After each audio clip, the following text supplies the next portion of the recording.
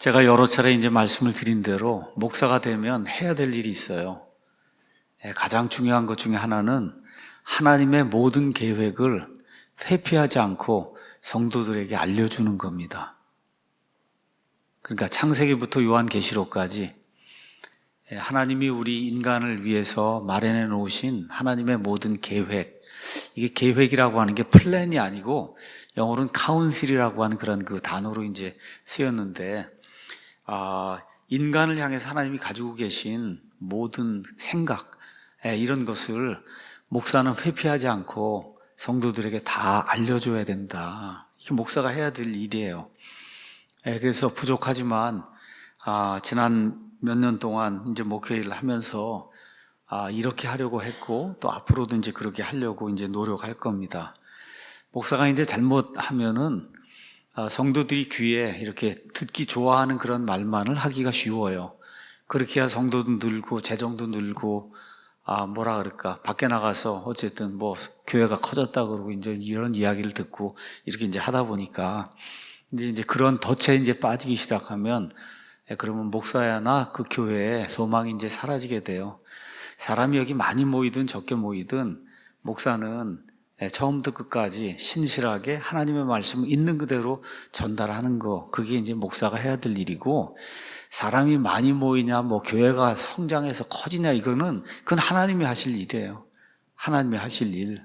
그러니까 우리가 그렇게 생각하고 마음을 비우고 하나님의 그 말씀을 있는 그대로 전달하려고 노력하는 그런 사람이 이제 돼야 됩니다. 성경의 많은 책들 66권 가운데 뭐 대다수를 이제 제가 강의를 했고, 올해에는 아직까지 하지 못했던 거 에베소서, 그 다음에 디모데 전후서, 그 다음에 이제 디도서, 이런 목회서신을 이제 좀 강의를 하려고 그럽니다. 사실은 어느 면에서 이 세 권의 책은 제가 아껴둔 책이에요. 맨 마지막에, 특히 목회서신 같은 이런 경우는 그래도 어느 정도 목회를 하고 사람이 좀 이렇게 성장을 하고 그 다음에 뭐 이거를 얘기를 해야지, 뭐 새파랗게 젊은 사람이 뭐 디모데가 이랬다 어쨌다 해서 뭐 목회 그거 논한다는 게 그게 좀 말이 안 된다, 이런 생각을 좀 하고, 좀 그래도 어느 정도 이렇게 나이가 좀 들고 연륜이 이제 있을 때 이런 걸 이제 강의하는 것이 이제 맞다, 이렇게 생각을 하고 지금까지 이제 하질 않았습니다. 오늘부터는 이제 에베소서 이제 강의를 하도록 하겠습니다. 여러분 가지고 계신 성경책 에베소서 이제 가서 펴시면은 맨 위에 에베소서 전체에 대한 요약이 이제 들어 있습니다. 이 요약을 제가 여러분에게 일단 말씀을 드리고, 그 다음에 에베소라는 그런 도시에 대해서 설명을 하고, 에베소서의 전체적인 내용을 좀 설명을 하고, 그리고 왜 사도 바울이 에베소서를 기록을 했을까, 이걸 오늘 이제 말씀드리는 그런 시간을 갖도록 하겠습니다. 가서 보면 기록자는 사도 바울, 뭐 누구나 다 알고 있는 거고요.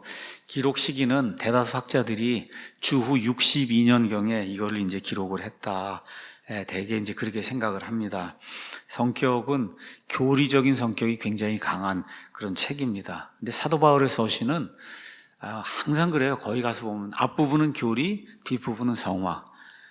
어떻게 구원받고 이런 거 앞부분 설명하고 뒷부분은 어떻게 살아야 되는가, 이런 구조로 이제 돼 있는데 에베소서도 똑같습니다. 그런 구조로 돼 있어요. 수신자는 뭐 1차적으로 에베소라고 하는 그 당시 그 도시에 살고 있던 이 에베소 교회 성도들이 1차 대상이고, 또 하나님의 영감에 의해 이 성경 기록이 주어졌으니까 그 이후에 이 땅에 존재하는 모든 신약시대 성도들 향해서 이 말씀이 이제 기록이 되어 있습니다. 우리가 이제 영어로는 The Epistle of Paul the Apostle to the Ephesians 이렇게 기록이 되어 있어요. 그래서 에베소 사람들에게 보내는 사도 바울의 서신이다, 이렇게 이제 되어 있습니다. 그래서 우리가 에베소서 이렇게 예배 드려 간다, 예배가 아니고 에베소서입니다. 예배. 자, 그래서 이 편지의 수신자가 에베소 교회예요. 에베소 교회는 건물이 아니고 성도니까 에베소 교회에 있는 성도들, 여기에서 이제 유래가 된 겁니다. 에베소는 소아시아, 이제 나중에 이제 좀 이따 지도를 제가 보여드리겠습니다. 지금의 터키 지방입니다. 이거 지금 지진이 일어나고 한 그 도시, 이 터키 지방 소아시아의 이제 수도였고, 동서 무역이 이제 활발하게 해서 사람들 사는 게 아주 윤택한 이런 지역, 거기가 이제 에베소였는데, 그 에베소에 사람들이 이제 많이 몰리고 전 세계 그 당시에 아마 10대 도시 안에 드는 그런 큰 도시가 에베소라고 하는 그런 도시였어요. 아시는 것처럼 그 당시에 전 세상은 다 이교도들로 구성이 되어 있고, 이교도들로 우상숭배를 하는 게 아주 보편적인 그와 같은 그 실정이었습니다. 근데 에베소에는 전 세계 지금도 7대 불가사의로 알려진 7대 불가사의가 있어요. 야, 저걸 어떻게 지었을까? 그 중에 하나가 다이애나 신전이 있었습니다. 다이애나 신전. 뭐 엄청난 규모의 이 다이애나 여신을 섬기는 그런 이 여신상과 함께 이런 게 있던 그런 도시가 에베소예요. 그러니까 그냥 전 세계 사람들이 이 여신을 숭배하러 여기로 이제 모이고 해서 하여튼 모든 것이 이렇게 사람들 눈에 보기에는 흥왕하고 하여튼 번창하고 뭐 무역이 활발하게 진행이 되는 그런 도시였어요.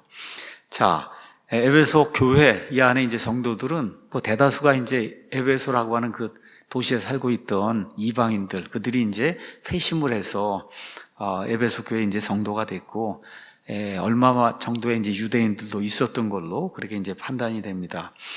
여러분이 사도행전 18장, 19장, 20장 이제 여기 가서 보시면 사도 바울의 세 번째 이제 그 선교 여행 이게 이제 나오면서 에베소 지역에서 소아시아 지역에서 바울이 자기의 사역을 완수하다가 이교도들의 반대에 부딪혀 갖고 그래서 이것을 떠나게 되는 그런 일들이 기록된 걸 이제 볼 수가 있습니다. 주제를 이제 한마디로 얘기해라 그러면 교회. 하나님 왜 우리를 교회로 불러주셨는가? 교회의 소명, 그 다음에 이렇게 소명을 받은 성도들이 어떻게 합당한 삶을 살아야 되느냐.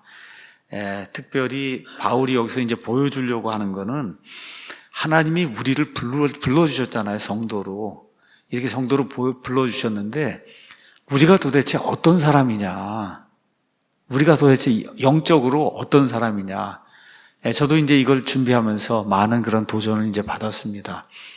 정말 우리가 이게 간단한 사람이 아니구나. 예수 그리스도 안에서 엄청나게 부요한 사람이다. 이런 거를 사도 바울이 상기시켜 주는 거예요. 에베소 교회 성도들에게. 그리고 지금 21세기 사는 우리에게도 우리가 지금 뭐 좋은 직업을 가지고 큰 집을 가지고 잘 사냐, 조금 좀 못 사냐, 우리 세상에 살다 보면 이제 그런 것들 때문에 고민이 많이 되고 하는데, 일단 여기 바울이 이야기하는 거는 이건 일시적인 거라는 거지, 여기에서. 근데 정말 우리가 영원히 간직해야 될 그런 가치가 있는데, 그런 가치면에서 그리스도인 정말 어떻게 축복을 받은 그런 사람들이냐, 이런 거를 지금 바울이 보여주려고 이제 애를 쓰고 있습니다. 그 내용에 가서 보면 뭐 고린도 교회라든지 이런 데 가서 보시면 여러분 그 문제가 엄청 많았잖아요. 이 문제를 풀기 위해서 바울이 처음에 16장, 그 다음에 13장인가 해서 총 29장을 써요, 고린도 교회는. 그러니까 문제가 많은 교회는 서신서가 긴 거고, 이렇게 서신서가 좀 짧은 데는 문제가 없는 교회예요. 문제가 없는데 특별한 문제가 있어서 쓴 게 아니라 바울이 이제 자기가 이제 구원받게 한 그 그리스도인들에게 지금 감옥에 갇혀 있어요, 로마에. 이런 상태에서 자기가 할 수 있는 일이 편지를 써서 이들을 격려하는 것밖에 없잖아요. 몸이 자유롭지 못하게 지금 매여 있으니까. 그래서 에베소에서 적어도 한 2년에서 3년 정도, 정확하게 기록은 나와 있지 않고 어떤 사람은 2년 3개월이라 그러고 어떤 사람은 3년이라 그랬는데, 바울의 전체 그 사역 회심한 이후에 사역이 한 30에서 35년 정도 이거 되는데, 바울이 한 지역에 가서 2년 반에서 3년 동안 사역을 한 건 이 교회밖에 없어요. 이 교회, 에베소 교회밖에. 그러니까 바울이 얼마나 그 에베소 교회를 사랑했고 그 교회 성도들에 대해서 염려하고 하는가를 우리가 이제 이해할 수가 있습니다. 그래서 그것 성도들, 자기가 직접 무려 2년에서 3년 반 동안 목회했던 그 성도들이 믿음 면에서 이미 굳건히 자라고 그리스도 예수님 안에서 하늘의 모든 특권 이미 가지고 있는데, 그거를 이 땅에서 인식을 하고 그리고 바르게 사는 그런 사람들이 되길 위해서, 그래서 이제 간절히 바라는 심정으로 이 편지를 썼지요. 아까 말씀드린 대로 세계 7대 불가사의 중에 하나인 다이애나 신전, 모르긴 해도 뭐 이 예배당보다 훨씬 더 크고 하여튼 뭐 이런데 엄청난 규모의 이런 그 신전이 이렇게 서 있으니까 그 당시 에베소에 살고 있던 그 이교도들이 이제 가면은 야, 진짜 뭐 엄청난 거잖아. 이게 우리가 섬기는 이런 신이 이 정도 규모다 그러고 자랑을 하고 막 이렇게 이제 하잖아요. 그러니까 에베소 교회 그 성도들에게 다이애나 신전을 알고 있는 그 성도들이잖아요. 이렇게 성전이 이렇게 신전이 있는 거 같잖아요. 예수님 안에서 우리가 한 몸이 돼서 그래서 이루어가는 이 교회라고 하는 게 이게 다이애나 신전하고는 비교가 안 되는 거다.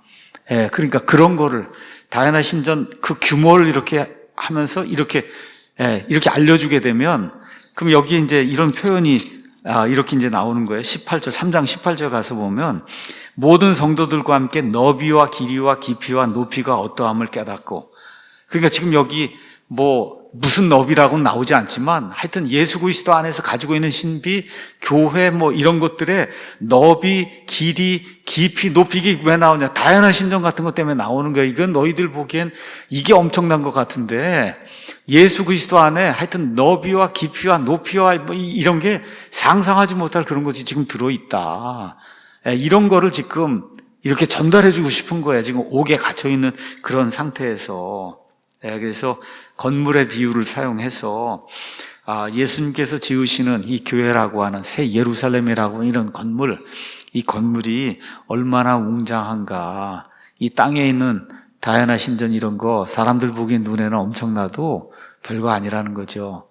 지금부터 한 4,000년 전에 아브라함이 갈대아 우르 땅을 떠나서 그래서 가나안 땅 이제 들어갔다가 이제 살 수가 없어서 이집트로 내려갔는데, 이집트로 내려갔더니 뭐 역사에는 뭐 그렇게 돼 있다 이런 얘기는 없지만 우리가 판단해 보건대 이집트에 피라미드가 있었을 거예요. 피라미드. 세상에서 제일 큰 거, 그 엄청난 규모의 그런 피라미드를 이제 이 이집트 사람들이 짓고, 말 그대로 그 규모가 엄청납니다. 지금 가서 이렇게 한번 보면 야, 저걸 어떻게 지었을까. 근데 시편 2편에 가서 보니까 하나님께서 저 위에서 내려다보시고 비웃으신다 그랬어요. 사람들이 저걸 지어놓고 그냥 뭐 엄청나다 그러고 막 그러는데 하나님이 저 위에서 껄껄껄껄 웃으신다는 거지. 이게 하나님 보실 땐 지구 자체도 먼지보다도 작은데, 그렇잖아요. 사람들이 뭘 해갖고 엄청나게 지어놨다고 하는데 그러고서는 그걸 신이라고 그러고 섬기고 그 안에 신이 있다 그러고 섬기는데, 그래서 여러분 시편 2편 사람들이 세상에 무슨 업적을 갖고 와서 뭐 자랑하고 뭐 너스레를 떨면은 시편 2편을 가서 이렇게 읽으시면 돼. 하나님이 저 위에서 보시고 껄껄 웃으신다. 지금 바울이 그런 심정으로 다이애나 신전이 뭐 세계 7대 불가사이다 뭐다기나 해서 하는데, 하나님의 그 크신 그런 계획 속에 들어있는 이 새 예루살렘 도시 뭐 이런 거 생각을 하면 그냥 말 그대로 그냥 먼지 하나와 같은 이런 거다. 이런 거를 성도들에게 이제 상기시켜 주려고. 그래서 에베소서에는 교리가 진하게 나옵니다. 아주 교리가. 은혜, 영원한 선택, 예수 그리스도의 구속, 그 다음에 예수 그리스도의 피로 말미암은 화평, 용서, 그 다음에 예수님의 그 피로 말미암은 그 효능이게 넘치는 은혜의 능력에 의한 회심, 그 다음에 행위와 무관하게 주어진 하나님의 은혜의 구원, 교회라고 하는 신비. 구약시대엔 교회가 없었잖아요. 그렇잖아요. 교회의 신비. 이게 엄청난 그런 그 신비, 미스터리예요. 미스터리. 그 다음에 4장 이후부터는 이와 같은 것들을 간직하고 있는 성도들이 어떻게 살아야 되는가. 특별히 부부 문제, 부부가 어떻게 살아야 되는가, 부모 자식이 어떻게 살아야 되는가, 그 다음에 주종관계. 우리가 세상에서 살잖아요. 그럼 누구를 섬기며 살아야 된단 말이에요. 이건 모든 게 지금 다 와해가 되고 있거든요. 그래서 이제 이런 것들, 맨 마지막에는 우리가 영적인 전신갑주를 입고 그리고 이 험한 세상에서 이기면서 나가야 된다. 이런 영적 싸움하는 거, 이런 것까지 이 짧은 서신이지만 이 안에서 바울이 이제 다 다루고 있는 거예요. 6장 9절로 가서 보니까 155절이에요. 이거를 제가 20번에서 30번 할 거예요. 155절을 그래서 중요한 것들을 다시 한번, 교리가 나오면 교리는 교리대로, 또 여러분에게 영적인 은혜를 끼쳐야 될 그런 말씀은 영적인 은혜를 끼치는 그런 설교로 뭐 이렇게 이제 해서 지금까지 우리 신학교회 이런 중대한 그런 그 교리들, 이런 것들을 하나하나 이제 같이 올해는 살펴보려고 합니다. 핵심장은 1장이고, 핵심 절은 1장 3절에 하나님 곧 우리 주 예수 그리스도의 아버지를 찬송할지어다. 그분께서 그리스도 안에서 하늘의 처소들에 있는 모든 영적인 복으로 우리에게 복을 주셨다. 정말 저와 여러분이 상상하지 못하는 그런 영적인 복으로 이미 복을 주셨다는 거예요. 우리가 지금 어떻게 살고 있든지 정말 예수 그리스도 안에 지금 들어와 있으면 우리가 생각해 보지 못하는 그러한 복이 이미 저와 여러분을 위해서 주어져서 사실은 우리가 그 복을 누리고 사는 사람인데 우리의 정체성을 자꾸 우리가 놓치다 보니까 그걸 깨닫지 못하고 있다. 자, 그래서 영적인 교훈은 영적으로 충만한 삶을 얻기 위해서 그리스도께 이제 완전히 나와야 된다. 자, 에베소라고 하는 그 교회가 있던, 에베소 교회가 있던 그 에베소에 대해서 잠깐 설명하도록 하겠습니다. 신약성경 가서 제가 이피서스라고 해서 에베소를 쳤더니 어디서부터 나오냐면 사도행전 18장 19절부터 요한계시록 2장 1절까지 해서 에베소라고 하는 그 도시가 17번 나옵니다. 17번 나오면 꽤 많이 나오는 거예요. 자, 그림을 한번 가서 보시면은 우리가 이제 지난해 이 요한계시록의 7교회를 이제 살펴봤는데 그 7교회 중에 첫 번째 나오는 교회가 에베소 교회였어요. 에베소 교회, 첫사랑을 버린 그런 교회였지만 그럼에도 불구하고 영적으로 아주 충만함 이런 것이 있는 그런 교회였다.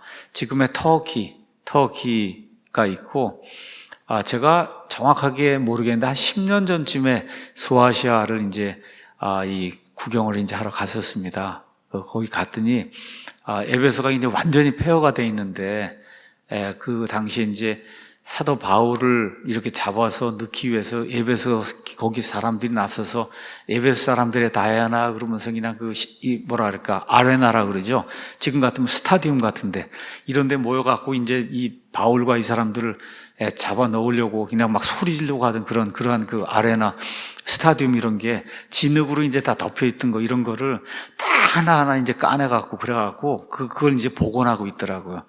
그런 엄청난 규모의 이런 것들이 있던 그런 그 도시인데 말씀드린 대로 항구 도시입니다.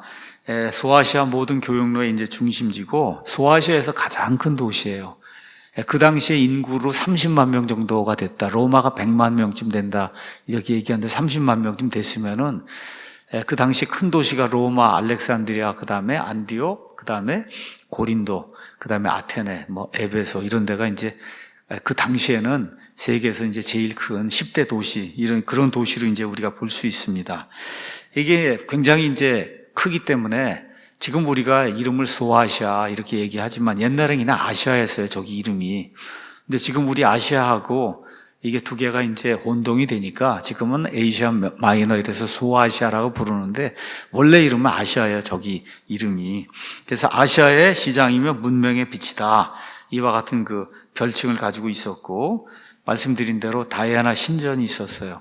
이 사람들에게는 다이아나 신전 빼고는 다른 거 어떤 거 얘기할 수가 없을 정도로 그 도시에 가장 큰 자부심을 주는 게 다이아나 신전. 세계 7대 불가사의로 그걸 보러 전 세계 사람들이 몰려드니까. 그렇죠?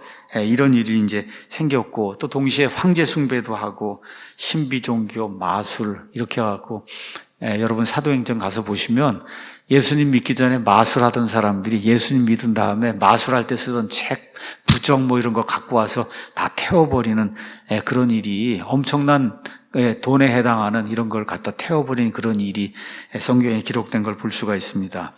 정치적으로는 자유가 허락이 된 자유도시, 자유로운 상거래, 그 다음에 종교의 자유가 이제 허락이 됐어요. 자, 그런데 말씀드린 일단 항구도시, 그러면 일단 배들이 많이 들어오고, 교역도시, 그러면 곳곳에서 이제 사람들이 몰려 들어오고, 또 특별히 이교도들의 이런 문화가 이제 찬란하게 이렇게 이제 빛나고 있었기 때문에 문란한 종교의식, 과거 이방인들의 그 신전에서는 그냥 무조건 모였다 그러면 거기 있는 신전에 창녀들과 함께 남자들이 이런 음행을 벌이는 장소가 그게 이제 신전이에요. 다른 게 아니고. 그러니까 아주 음란한 이와 같은 그 종교의식 이런 것들 때문에 도덕이 이제 다 해이가 되고 이런 상태. 그래서 결국은 도덕이 땅에 떨어지고 결국 하나님의 이제 진노를 받아서 에베소라고 하는 도시 자체가 완전히 다 바다에 잠겨서 그래서 역사 속에서 사라지는 이런 일을 이제 우리가 이제 보게 됩니다. 사도행전 읽어보면 바울이 이제 3번 선교 여행을 하는데 2차 선교 여행 때 이곳을 이제 방문해서 교회를 세우고 3차 선교 여행을 와서는 여러분 우리 두란노 서원이라고 들었잖아요. 두란노가 사람 이름입니다. 그 사람이 학교를 가지고 있었어요. 그 두란노라고 하는 그 사람의 학교에서 직접 목회를 했어요. 2년에서 3년 동안. 그래서 사도행전 20장에 가서 보면 바울이 이제 예루살렘으로 가면서 에베소 교회 장로들이 이제 부릅니다. 그러니까 불러갖고 내가 에베소에 들어가서 지난 2년이고 3년 동안 어떻게 목회했느냐 이거를 쭉 이렇게 회상하면서 이야기하는 그런 대목이 나옵니다. 거기 가서 보니까 집집마다 다니면서 눈물로 경고하며 그러면서 정말 열심을 다해서 세운 그런 교회가 에베소 교회였다. 바울이 직접 목회를 했으니까 얼마나 활기에 넘치는 그런 교회였을까 여러분이 상상을 해볼 수가 있어요. 자, 요한계시록 2장 3장에 7교회가 나오잖아요. 그 중에 첫 번째 나오는 게 에베소 교회입니다. 그 7교회 가운데 사도가 세운 교회는 이게 사도 바울이 세운 에베소 교회밖에 없었어요. 자, 그리고 이후에 사도 바울이 이 교회에 이제 목회자를 임명하는데 그 교회의 첫 번째 목회자로 디모데를 임명합니다. 디모데. 그래서 디모데가 그 교회의 이제 첫 번째 이제 감독, 목사가 이제 됐고, 그 다음에 이 교회를 너무나 사랑했기 때문에 로마에서 감옥에 갇혀 있으면서 이 교회를 위해서 특별한 편지를 이제 기록하죠. 그래서 원래 너희가 출신이 이방인이에요. 그래서 유대인들은 말 그대로 개나 돼지처럼 취급하는 그런 사람들이었는데 하나님의 놀라운 신비의 그런 계획에 따라 너희가 예수 그리스도의 교회가 됐다. 이게 엄청난 그걸 이제 알려주고 있죠. 우리 이제 옥중서신이라고 이야기하는데, 뭐 저도 그렇고 여러분도 그렇고 자꾸 이제 잊어버리기 쉽습니다. 그냥 로마 감옥에서 사도 바울이 기록한 그런 서신을 우리가 이제 옥중서신이라고 얘기해요.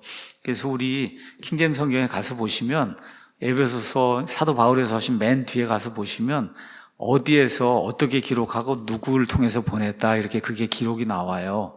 그래서 보시면은 에베소서, 빌립보서, 그다음에 골로새서 가서 보시면 로마에서 기록이 됐다. 또 필레몬서도 로마에서 이제 기록이 됐다. 그 다 감옥에 갇혀 있을 때 그래서 우리가 옥중서신이다. 이제 그렇게 이야기를 합니다. 디모데 후서도 감옥에 2번 갇힌다. 이렇게 이제 그렇게 이제 보통 보고 있는데 마지막에 갇혔을 때 디모데를 생각하면서 그래서 이제 마지막으로 쓴 그런 서신이다. 근데 어쨌든 공식적으로 옥중서신이라고 얘기할 때는 첫 번째 이제 감옥에 갇혔을 때 그때 쓴 것 4가지를 이제 옥중서신이라고 그렇게 이야기합니다. 에베소에는 유대인이 많이 살았고 회당도 있었어요. 회당이 있었다는 이야기는 여러분이 사도행전 18장 19절, 19장 17절 이런 데 가서 보면 이제 알 수가 있습니다. 그래서 2차 선교여행 끝나고 이렇게 돌아오는 길에 이제 잠깐 들러서 전도하다가 브리스길라와 그 다음에 아굴라 이 부부를 남겨두고 이제 떠난 뒤에 3차 선교여행 때 다시 여기 들어와서 말씀드린 대로 2년에서 3년 정도 여기 오랫동안 체제하면서 열심히 이제 전도했어요. 그 결과 저 소아시아 지방에서는 예수 그리스도의 복음을 듣지 못한 사람이 한 명도 없었다. 이렇게 이제 기록이 될 정도로 아주 왕성하게 하나님의 말씀을, 물론 바울이 다 다니면서 한 건 아니고 에베소가 가장 큰 도시, 서울이나 마찬가지 그런 도시니까 사람들이 다 몰려들면 자연히 듣고 가면 자기 동네로 가서 다 퍼뜨리게 되니까 이런 식으로 해서 2, 3년 동안의 그 목회, 그동안에 소아시아에 있던 사람들은 예수 그리스도라고 하는 그런 그분과 그분의 복음의 소식을 일단 다 듣게 됐다. 믿는 것은 또 다른 이야기지만 어쨌든 그 지역으로 다 퍼져나갔다고 사도행전 19장 10절이 이제 이야기합니다. 에베소는 또 중요한 인물이 또 한 명 살았죠. AD 90년경에 사도 요한이 에베소에 가서 살았습니다. 사도 요한은 예수님이 가장 사랑하신 그런 제자고 이 사도들 가운데 가장 오래 산 사람이에요. 그래서 요한복음, 그 다음에 요한 1서, 2서, 3서, 그 다음에 요한계시록. 그렇죠? 이거를 사도 요한이 이제 기록을 했는데 이 많은 부분이 에베소에서 이제 기록이 되지 않았겠냐 이렇게 이제 생각을 합니다.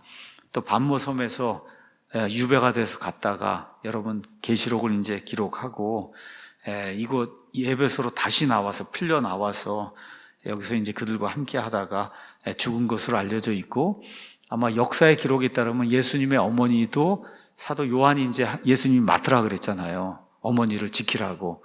이렇게 해서 예수님의 어머니 마리아도 에베소로 와서 요한과 함께 이제 살다가 거기서 아마 죽은 걸로 그렇게 이제 알려져 있습니다. 에베소 교회는 이렇게 사도 바울이 이제 세웠는데 600년 정도 이제 지속이 되다가 참으로 아이러니하게 마리아를 하나님의 어머니라고 공식적으로 칭하는 에베소 공회가 여기서 열려요. 참 이게 교회가 타락을 하면 여러분 어떻게 하나님의 어머니가 있습니까? 지금 카톨릭 교회는 하나님의 어머니가 있다 그래요. 그 하나님의 어머니 마리아의 칭호가 하나님의 어머니인데 그 하나님의 어머니라고 하는 걸 공식적으로 인정해서 발표한 그런 그 교회 모임이 어디에서 열렸냐? 에베소에서 열렸어요. 에베소. 이렇게 되면서 극도로 교회가 이제 결국 이제 타락을 하게 되고, 그래서 예수님의 그 경고의 말씀, 타락하고 배도하고 그러면 등잔대를 옮긴다 그랬잖아요, 예수님이. 그래서 결국은 에베소 교회가 역사 속에서 이제 사라지게 됩니다. 사라지게 돼요. 우상숭배 때문에 완전히 폐허가 되고, 항구는 역병이 들끓는 늪지로 이제 변해버려요. 다 그냥 바닷물이 다 들어와갖고 전체를 다 덮어버려갖고 이런 일이 이제 생기게 됐습니다. 그 에베소 이 교회를 사도 바울이 2년 이상 목회를 했고, 사도행전 20장에는 말씀드린 대로 얼마나 그 교회를 사랑했는가. 바울의 어떤 면에서 유언과 같은 그런 그 말씀이 20장 안에 이제 잘 들어 있습니다. 자, 에베소서 이제 같이 공부하기 위해서 또 하나의 어떤 텍스트를 우리가 이제 결정하는 게 좋은데, 늘 하듯이 위얼스 목사님의 이제 주석, 그 다음에 이번에는 메인 아이디어로 푸는 에베소서. 이 에베소서, 이거는 맥스 앤더스라고 하는 침례교 목사님이 이렇게 편집을 하고, 에베소서 자체는 이분이 직접 기록을 했는데 참 좋아요. 에베소서를 장로교 목사가 이제 기록을 해서 주석을 하면 그건 이제 또 칼빈주의로 그냥 쭉 빠져 들어가는 건데, 그런 거 다 하나도 없이 올바른 그런 관점에서 맥스 앤더스가 아주 참 잘 기록을 이제 했습니다. 그래서 이제 그거, 그 다음에 또, 심각한 칼빈주의자지만, 칼빈주의 빼고는 거의 최고의 모든 걸 우리가 이제 배울 수 있는 존 메가더 목사님. 말씀드린 대로 심장 수술을 갑자기 이제 1월 첫째 주에 해서 아마 이번 주나 다음 주에 등장을 하면 나으신 거고, 여태까지 못 나왔어요. 근데 3월 첫째 주 여기에 패스터 스쿨을 해요. 패스터 스쿨은 교회가 이제 크니까 이 교회가 어떻게 이렇게 크고 어떻게 이런 교회를 이렇게 운영하면서 하는 데서 모든 거를 이렇게 가르쳐 주는 목사 학교가 1년에 한 번씩 열려요. 큰 교회, 미국의 큰 교회는. 그러면 이제 작은 교회는 목사님들이 다 모여서 프로그램도 배우고 어떻게 설교하는 것도 배우고 어떻게 성도들 섬기는가, 이 모든 것들을 다 배우는 1년에 3일, 4일 정도 이런 프로그램을 가져요. 그 이름이 패스터 스쿨이에요. 그래서 이번에 존 메가더 목사님이 이제 심호하는 그 그레이스 커뮤니티 교회의 패스터 스쿨은 3월 7일인가 언제부터 이제 시작이 돼요. 그래서 그날 메가더 목사님이 등장을 하면 심장병에서 나은 거고, 그날 등장을 안 하면 심각한 상태에 있는 거다. 그렇게 지금 다들 판단하고 있습니다. 제 개인적인 소망은, 제가 칼빈주의자는 제가 아주 그냥, 완전히. 이렇게 아주 그건 안 되는데, 그걸 빼고 나면 현존하는 이 세상에선 제일 훌륭한 설교자가 아닌가, 이런 생각이 들어서 더 설교하시고, 더 이렇게, 강건한 그런 목회 활동 하시고, 좀 그렇게 하는 걸 보고 싶습니다. 제가. 그래서 다시 좀 등장하시면 좋을 것 같아요. 그래서 어쨌든 메가더 목사님이 이 에베소서 강의를 또 잘 이렇게 해놓아서 칼빈주의 빼고 나머지 것도 이렇게 해서 좀 같이 이렇게 보면서 또 여러분에게 전달할 거 하고, 또 그 외에도 우리 매튜 헨리, 반즈 등등 여러 명의 이런 훌륭한 주석가들이 있습니다. 그래서 위얼스 목사님의 이러한 그 텍스트를 중심으로 메인 아이디어, 이 주석과 함께 이렇게 해서 이 주제들을 여러 가지를 가지고 여러분에게 신학교회가 무언가, 신학교회 그리스도인이 무엇인가, 이런 것들을 설명하는 그런 시간을 갖도록 하겠습니다.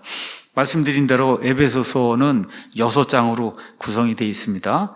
그래서 앞부분 3장은 교리고 뒷부분 3장은 어떻게 살아야 될 것인가, 성도들의 책무를 이제 기록을 하고 있습니다. 먼저 교리 부분 가서 보면 1장에서 3장은 예수님 믿는 사람들이 가지고 있는 복이 뭔가, 참 이거를 착각하는 사람들이 너무 많은 것 같아요. 저도 그렇고 우리의 정체성을 놓치는 경우가 너무 많은데, 그래서 그리스도 안에서 우리가 가지고 있는 복이 뭐냐, 1장 4절에서 14절 아버지 하나님이 주시는 복, 그 다음에 아들이 주시는 복, 성령님이 주시는 복, 이러한 영적인 복이 뭔가 이게 설명이 돼 있고, 그 다음에 에베소 교회 성도들 위해서 바울이 중보기도를 하는 내용이 1장 15절부터 23절, 정말 성도들이 하나님의 뜻을 잘 이해하면 좋겠다, 기도의 목적이에요. 하나님께 기도를 해요. 에베소 교회 성도들 위해서 기도를 해요. 그 기도의 목적은 다른 거 없어요. 이 성도들이 하나님의 뜻을 잘 이해하면 좋겠습니다. 이들이 좀 이해할 수 있도록 도와주시기 바랍니다 하는 첫 번째 이제 기도가 나옵니다. 자, 그 다음에 1장 끝난 다음에 2장으로 넘어가서는 예수 그리스도 안에서 우리가 지금 가지고 있는 영적인 위치, 아까 복이었는데 영적인 위치, 우린 지금 어디에 있냐? 구원 받았어요. 이 땅에 지금 살고 있어요. 어떤 데는 죄도 져요. 이런데 우리의 위치가 이미 하나님의 왕좌 오른쪽에 앉아 있는 그런 위치다. 이미 자리가 완전히 마련되어 있는 거, 한 자리가. 그런 거 이제 설명을 하고, 이렇게 돼서 옛날에 하나님의 전, 특히 성전에, 지성소에는 대제사장만 들어갔잖아요. 가까이 들어가는 이 접근하는 게 금지가 됐어요, 옛날에는.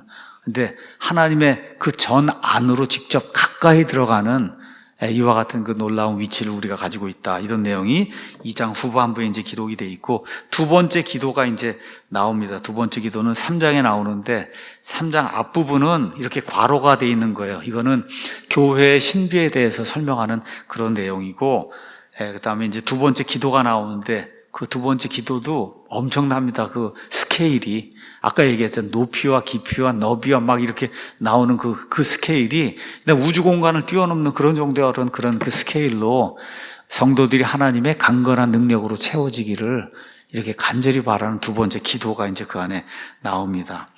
자, 그 다음에 이제 4장에서 6장은 그리스도 안에서 성도들이 가지고 있는 책임, 다시 말해 성화의 삶을 어떻게 살아야 될 것인가.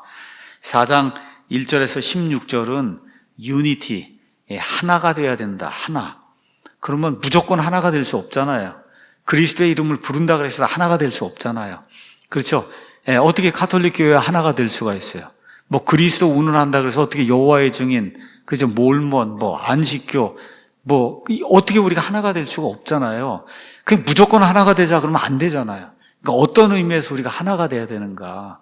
그거 이제 설명이 나오고, 그 다음에 4장 17절에서 5장 17절에는 예수님 믿으면 순결하게 살아야 된다. 순결하게. 그래서 이방인들처럼 살면 안 된다. 그 다음에 사랑 안에서 살아야 된다.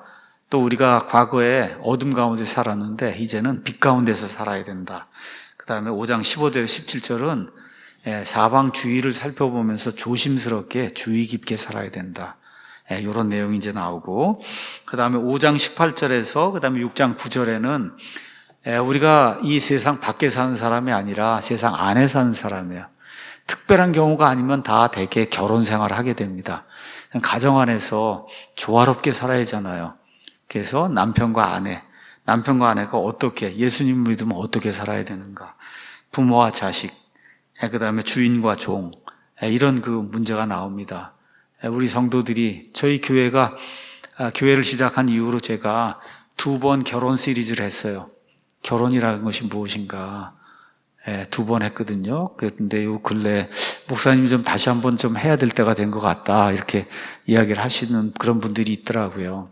그래서 저도 좀 정신을 다시 차리고 그래서 결혼의 의미도 다시 한번 좀 생각을 하고, 그럼 좋을 것 같아요. 부모와 자식, 주인과 종, 맨 마지막으로 영적인 전투를 하는 그런 사람으로 우리가 부르심을 받았거든요. 그 전투를 하기 위해서 어떤 것이 필요한가, 이런 내용이 에베소서 안에 이제 들어 있습니다. 말씀드린 대로 여러 가지 주제가 교리적으로 이렇게 또 성화하는 그런 측면에서 다양하게 들어 있어요. 1장에 가서 보면 하나님의 선택과 예정, 구원과 구속, 그 다음에 교회와 이스라엘, 하나님이 양자 삼으시는 것, 성령님의 봉인, 성령님의 보증, 상속유업이라고 하는 게 뭐냐, 상속유업, 지혜와 계시의 영이란 말이 나오고, 2장 가면은 죽어있다 그래요. 근데 우리가 다시 일어나서 부활했다. 이게 죽음이라는 게 뭐냐, 은혜, 긍휼, 믿음, 그 다음에 이방인, 성전, 3장에 가면 미스테리라고 하는 말이 나옵니다. 신비. 그 다음에 하나님이 우리에게 맡겨주신 청지기직, 우리의 겉사람이 있고 속사람이 있다. 하나님의 권능, 하나님의 영광. 이게 다 신학적으로 중요한 그런 그 단어입니다. 4장에 가면 유니티, 하나가 된다. 그 다음에 한 몸이라는 게 무슨 의미이냐. 그 다음에 영적인 선물, 이걸 다 하나님이 목사, 교사, 복음전도자, 뭐 이런 거, 사도들, 지금 왜 사도들이 존재하지 않느냐, 뭐 등등 이런 것들을 우리가 다 좀 이해를 해야 됩니다. 그 다음에 노동관, 우리는 어떻게 일하면서 살아야 되냐. 5장에 가서 보면 성령 충만이라고 하는 게 나오거든요. 성령 충만, 결혼. 6장에 가면 부모를 공경하는 거, 노사관계, 그 다음에 영적인 전쟁, 이런 다양한 주제들이 이 에베소서 안에 이제 나오기 때문에 이게 그냥 간단한 그런 책이 아니에요. 굉장히 성도들에게 유익을 주고 꼭 필요한 그런 책입니다. 에베소서 1장을 제가 현대말로 풀어서 여러분에게 이렇게 말씀을 드리면 이렇게 이제 되는 거예요. 에베소서 1장을 이제 요약을 이제 하면, 에베소에 살고 계시는 성도 여러분 안녕하십니까? 이렇게 지금식으로 풀었으면 잘 지내고 계십니까? 먼저 창세전에 여러분을 택하사 자신의 영적인 자녀로 맞아주신 하나님 아버지께 영광을 돌립니다. 여러분은 그리스도 안에서 죄들의 용서 곧 구원을 받았고 이제 영적으로 조명을 받아 이렇게 밝은 가운데 부유하게 사는 그런 사람이 되었습니다. 그리고 여러분은 성령님 안에서 봉인이 되고 영원토록 구원받는다는 것을 보장을 받았습니다. 이제 저는 여러분이 이러한 복이 얼마나 크고 중요한 것인지 깨달을 수 있도록 하나님께 기도하고 있습니다. 1장 요약하면 그렇게 되는 거예요. 1장의 전체적인 게. 이해하시겠죠, 여러분? 하나님 아버지, 예수 그리스도, 성령님, 이분을 통해서 우리가 받고 있는 그런 복이 얼마나 큰 복이냐. 그렇죠? 이거를 깨달아 알아야 된다는 거죠. 그걸 위해서 바울이 내가 기도하고 있습니다. 이런 내용이 1장에 있는 거예요. 자, 그러면 바울이 왜 이런 편지를 썼을까? 왜 이런 편지를 썼을까? 참, 저 같은 사람은 바울 이런 사람하고 비교할 수 없는 사람이니까. 정말 하나님께서 바울이라고 한 사람을 이렇게 세워서, 여러분, 하나님이 직접 쓰신 거 아니잖아, 이게. 바울이라고 하는 사람을 통해서 이걸 기록한 거잖아요. 그렇죠?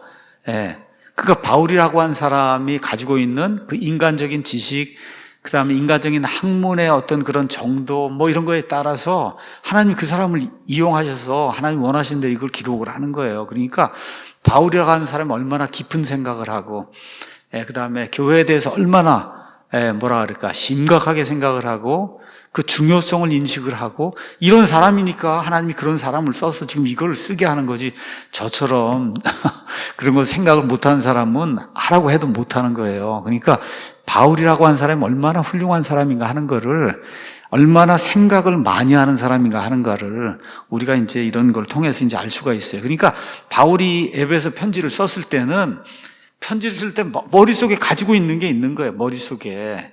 그 가지고 있는 핵심 아이디어가 뭐냐. 대다수의 그리스도인들이 그리스도인이 누구인가 하는 그 정체성을 잊어버리고 산다는 거예요. 저도 마찬가지고, 저도 60평생 이거 살면서 예수 믿는다 그러고 이러고 했는데, 실제 까놓고 보면 제가 얘기했잖아, 제 처에게. 나는 이렇게 믿음이 없는 사람입니다.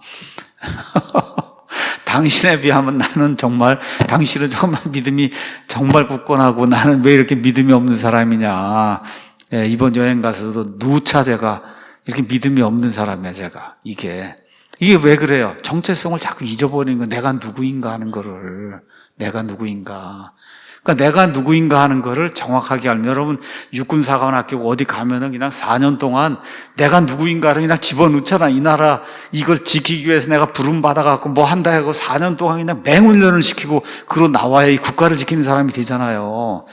그렇잖아요. 마찬가지로 그리스도인도 이 그리스도인이 누구인가 하는 거에 대해서 그냥 강하게 훈련을 받아야, 그래야 그거 잊지 않고, 정체성을 잊지 않고 그러고 살아갈 수 있다는 거예요. 지금 바울이 에베소 교회 성도들에게, 신약교회 시대에 살고 있는 성도들에게 그리스도인이라고 하는 그 사람의 정체성이 무언가 하는 거를, 그걸 알려주기 위해서 에베소서를 이제 기록하고 있습니다.